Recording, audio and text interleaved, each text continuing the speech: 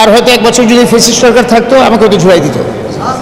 এটা ধারণা অনেকেই করেন, সেটা আল্লাহ মালিক আল্লাহ ভালো জানেন। কিন্তু আমি তো এত মুক্ত অবস্থায় আসছি, সেই জন্য আমি মনে করি আমার একটা দায়িত্ব আছে, আমার দলের দায়িত্ব। আমার দলও আমার সাথে কথা হয়েছে, আমার নেতার সাথে কথা হয়েছে, ওনার আন্তরিকতার কোনো কমতি নাই। আপনারা দেখবেন, একটু ধৈর্য ধরতে হবে আমাদের সকলকে। আশা করি ইনশাআল্লাহ তারা এদের জন্য আমাদের যারা ছোট ভাই বোনরা যারা আহত হয়েছেন সকলের প্রতি আমাদের অনেক দায়িত্ব আছে। তো এনিওয়ে আমাদের দায়িত্ব, এখন আমরা পঙ্গু হসপিটালে যাব। এই টার্গেটটা হচ্ছে কি, তাদের এই ঈদের একটা আমাদের উৎসব, এই উৎসবে তাদেরকে আমি ঈদের শুভেচ্ছা দেওয়া আর ছোটোখাটোভাবে দেখা করা, এটাই বড় জিনিস, এটার জন্য এসেছি।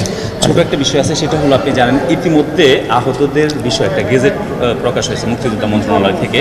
সেখানে 12,000-কে আপনার গেজেটভুক্ত করা হয়েছে, কিন্তু সাধারণত আমরা যেটা জানি MIS-ভুক্ত আপনার আহতের সংখ্যা হলো 38 থেকে 48,000। তারা বাকিরা কি বৈষম্যর শিকার হচ্ছেন কিনা, এবং এদের মধ্যে থেকে অনেকেই আপনার জুলাই ফাউন্ডেশনে যোগাযোগ করে, ওরা ওখানে গেলে ওরা বলে সরকারের সাথে যোগাযোগ করার জন্য, সরকারের কাছে গেলে সরকার বলে জুলাই ফাউন্ডেশনের সাথে যোগাযোগ করার জন্য। মানে এরা মোটামুটি এক ধরনের সালাসালির শিকার হচ্ছে, কিন্তু তারা গেজেটভুক্ত যে হচ্ছে না, এটাকে আসলে আপনি কীভাবে দেখবেন, এটা নিয়ে কি বলবেন?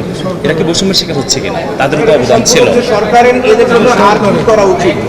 সরকারের আপনার কথা অনুযায়ী আমি আসলে ডিটেল জানি না, কিন্তু আপনার কথা অনুযায়ী তো বোঝা যাচ্ছে বৈষম্যের শিকার হচ্ছে।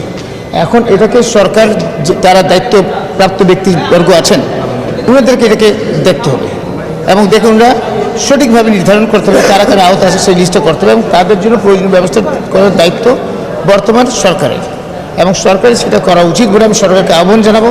আপনারা দ্রুত যে কথা আসছে এখানে, সেই কথাটিকে আপনারা নজর দিবেন, দেখবেন, এবং এটা সুব্যবস্থা করবেন যাতে এই সমস্ত জিনিসের কোনো কথা যাতে না আসে।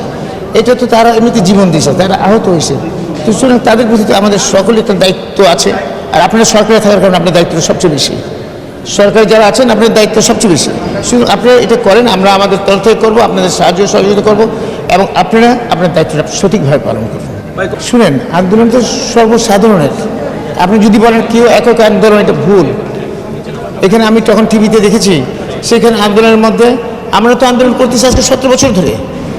17 বছর ধরে আন্দোলন করতে করতে আমাদের কত নেতা কর্মীরা আহত হয়েছে, নিহত হয়েছে, গুম হয়েছে, সেটা তো আপনাকে বুঝতে হবে। আমরা তো একটা মাঠ তৈরি করে রেখেছি, তারপর সব এমন একটা স্ফুলিঙ্গে জুড়ে গেছে, সেখানে দেখবেন সাধারণ জনগণ নেমে আসছে। ছাত্রদের ভূমিকা অসাধারণ ছিল, ওদের ভূমিকার জন্য পুরো জনগণ নেমে এসেছে, বাংলাদেশের সকলেই এসে গেছে, এবং সেটাকে কাউকে খাটো করা কারো উচিত না। এখানে কৃতিত্ব একক কারণ না, সকলের।